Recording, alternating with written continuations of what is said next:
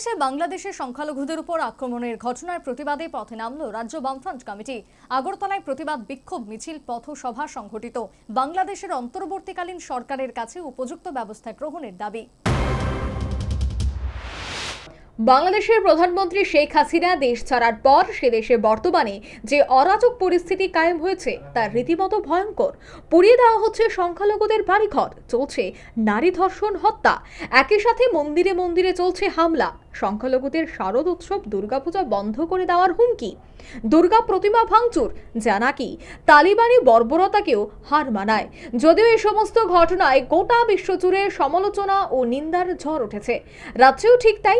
এর মধ্যে বিশাল করে সংখ্যালঘুদের উপর বর্বরোচিত আক্রমণের ঘটনার প্রতিবাদে সঙ্গত কারণে রাজধানী আগরতলায় পথে নামল বামফ্রন্টের রাজ্য কমিটি।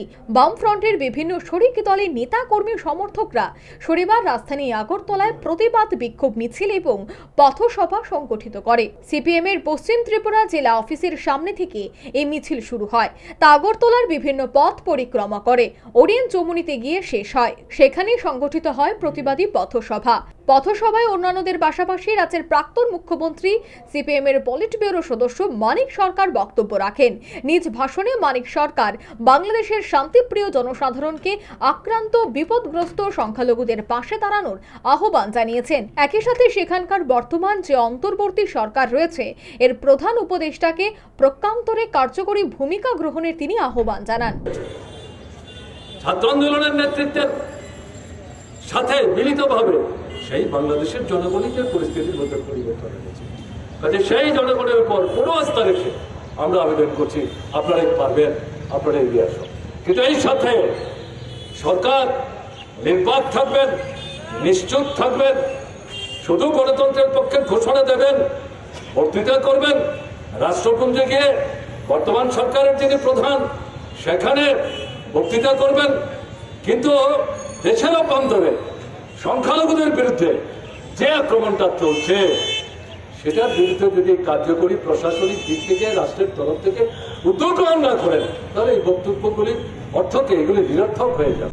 শুধু তাই নয়, বাংলাদেশের সংখ্যালঘুদের উপর আক্রমণের ঘটনার প্রেক্ষিতে রাজ্যে যারা সম্প্রীতির মেলবন্ধন নষ্ট করার চেষ্টা করছে সে ব্যাপারে জাতি ধর্ম নির্বিশেষে চোখ কান খোলা রেখে প্রহরীর মতো ভূমিকা গ্রহণের আহ্বান জানিয়েছেন মানিক সরকার।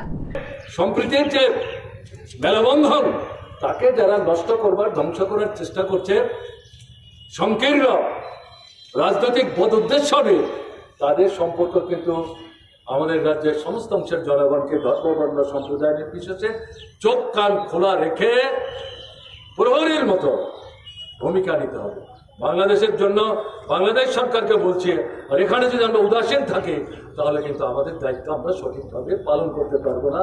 তাই সবার কাছে আবেদন করছি, এই উৎসব যদিও অর্থনৈতিক অবস্থা খুব খারাপ, মানুষের হাতে পয়সা নাই, বন্যায় আরো বিপর্যস্ত হয়েছেন, কেনাকাটি করবার ক্ষমতা নাই, দোকান খুলে বসে আছেন, বিক্রি কোথায়? কাজে উৎসব করতে গেলে পয়সা লাগে। এরকম জায়গায় সেই পরিবেশ পরিমণ্ডল না থাকলেও মা আসবেন, মা যাবেন, পুজো হবে, কাজে এই জায়গাটার মধ্যে পরিমণ্ডল যাতে ঠিক থাকে তার জন্য আপনারা নজর রাখবেন।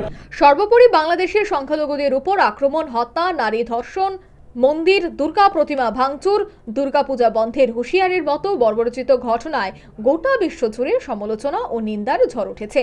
অবশেষে বাংলাদেশের সংখ্যালঘুদের উপর বর্বরোচিত আক্রমণের ঘটনার প্রতিবাদে সঙ্গত কারণে আগরতলা রাজপথে নেমে প্রতিবাদ বিক্ষোভ মিছিল, পথসভা সংগঠিত করল বামফ্রন্টের রাজ্য committee. Bureau report, news vanguard. সৌন্দর্যের প্রতীক, শুদ্ধতার বিশ্বাস, 100% hallmark jewellery. S Roy Barman jewellers শারদীয়া দুর্গোৎসব ও ধনতেরাস স্বর্ণমালা 2024 উপলক্ষে নিয়ে এলো বিশেষ অফার। 1 অক্টোবর থেকে 31 অক্টোবর পর্যন্ত চলবে এই অফার। প্রত্যেক কেনাকাটায় থাকছে লাকি কুপন, থাকছে সুনিশ্চিত উপহার।